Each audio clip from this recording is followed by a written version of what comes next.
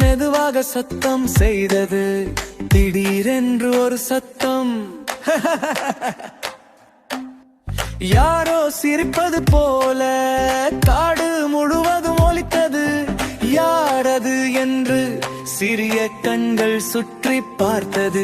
இருட்டில் ஏதோ நடக்கிறது என்று எல்லோருக்கும் தோன்றியது. மர இலைகள் அசைந்தது, புல் மெதுவாக குலுங்கியது. மீண்டும் அந்த சிரிப்பு அங்கும் இங்கும் கேட்டது. காலை வந்ததில் எல்லோரும் ஒன்றாக கூடியது. நேற்று இரவு சிரித்தது யார் என்று ஆச்சரியமாக பேசினார்கள். அந்த நேரத்தில் தாரையில் ஒரு மஞ்சள் நிறத்தோல் இருந்தது. அதை யாரும் கவனிக்காமல் வேகமாக நடந்து சென்றார்கள். திடீரென்று ஒரு காலடி அந்த தோலில் விழுந்தது. அப்பா என்று கீழே விழ சுற்றிலும் சிரிப்பு எழுந்தது. அப்போதுதான் புரிந்தது, நேற்று இரவு கேட்ட சிரிப்பு அது பயமில்லை.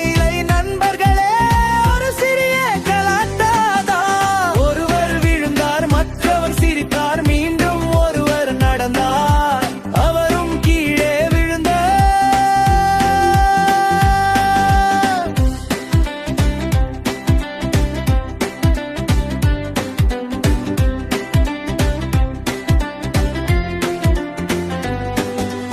காடு முழுவதும் சிரிப்பு, மரங்களும் குலுங்கியது.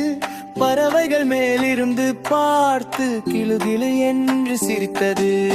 ஆனால் மாலை நேரத்தில் ஒரு மாற்றம் வந்தது. மெதுவாக நடந்த கால்கள் நடுத்தோமில் விழுந்தது. இப்போது சிரிப்பு இல்லை, அமைதி மட்டும் இருந்தது. எழுந்து நிற்க சிரமம் அனைவரையும் சிந்திக்க வைத்தது.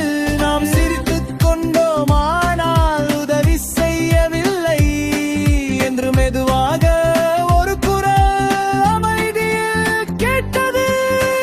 ஒரு சிறிய கை வந்து அந்த தோலை எடுத்தது. தரையை சுத்தம் செய்து தூரத்தில் போட்டு விட்டது.